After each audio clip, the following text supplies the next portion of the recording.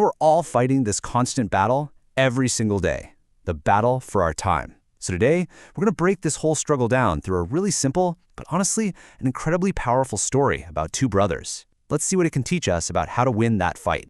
You know the feeling, right? It's Sunday night, you're looking at the clock, and you're just wondering, where did the last 48 hours go? You had all these plans, all these goals, but somehow time just vanished. It's super frustrating, and our story today gets right to the heart of why that happens. So let's meet our main characters. We've got twin brothers Sonu and Monu. And even though they're twins, they could not be more different in their habits, their whole outlook on life, really. And they kind of represent two different paths any of us can take.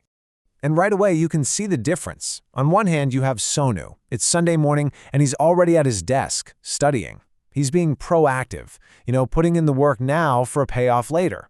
And on the other hand, there's Monu. He's up early too, but he's already outside playing. He's all about that instant fun, putting his responsibilities on the back burner. He's being reactive. So here's the setup, and it's a classic one. The brothers have just one Sunday off. It's supposed to be a day to relax and have fun, but there are these responsibilities looming just around the corner. And that creates this huge conflict between what they want to do and what they need to do. So what exactly are they up against? Well, first, they've got a Hindi class test the very next day, on Monday. So that's urgent. On top of that, there's a bigger English project due in just 2 days. The clock is officially ticking for both of them. And here it is, the procrastinator's anthem, delivered by Manu. When his mom tells him he should be studying, this is his answer.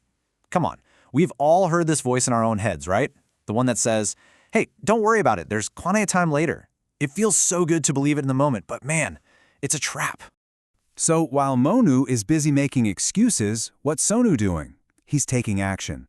And get this, he doesn't just study for the immediate test. He finishes that, and then he moves ahead to start working on the bigger project. He's basically trading a little bit of fun right now to buy himself freedom and peace of mind later. Now their father chimes in with this little piece of wisdom, and it almost sounds like a prophecy, right? He warns Monu that putting things off always leads to regret. This isn't just some random lecture. It's the central theme of the entire story, laid out right before the consequences hit.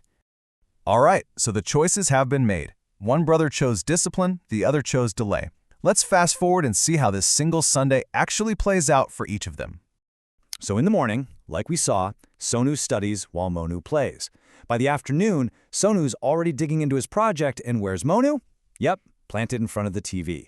You can just feel it. With every single hour that goes by, the gap between how prepared they are just gets wider and wider.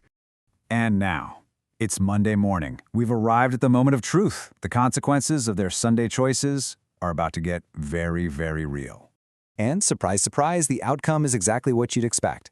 Sonu's hard work pays off. He gets good marks on his Hindi test. Meanwhile, Monu, who either crammed last minute or maybe didn't study at all, gets bad marks and a talking to from his teacher. See, the result wasn't random. It was a direct effect of choices made just 24 hours earlier. Now, this part is absolutely fascinating. When Monu has to face his bad grade, he doesn't say, I should have studied. No. He blames some external, uncontrollable force, his luck. This is the ultimate escape hatch from taking responsibility, and it's a huge part of the procrastinator's mindset. So now we get to the real wisdom of the story. Manu's father doesn't just scold him. He breaks down the whole situation and offers this life-changing lesson on how time, work, and yes, luck all fit together. The father reframes the entire problem with such amazing clarity. He basically explains that Manu's issue isn't bad luck, it's that he chose to depend on luck. So from this point of view, procrastination is just outsourcing your success to pure chance instead of taking control of it yourself through action. His advice really boils down to 3 simple truths. First, you have to use your time properly. It's a resource, and it's not unlimited. Second, because of that, you can't just keep postponing your work. Pushing things to tomorrow is just stealing peace from your future self. And third, when you do those first 2 things, you realize something amazing. You can actually make your own luck.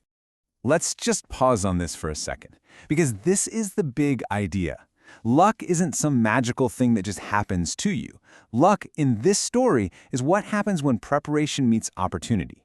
Sonu seemed lucky to get good grades, but he literally manufactured that luck on Sunday morning at his desk. Okay, so we've broken down the story of Sonu and Monu, But the real power of a fable like this is when we see how it reflects our own lives. So let's turn the spotlight back on you for a minute. Think about it honestly. Were you a Sonu? Did you tackle your responsibilities early to set yourself up for a stress-free week? Or were you maybe a bit of a Monu, putting things off, watching TV, and telling yourself you'd get to it later, basically depending on a little bit of luck to get you through?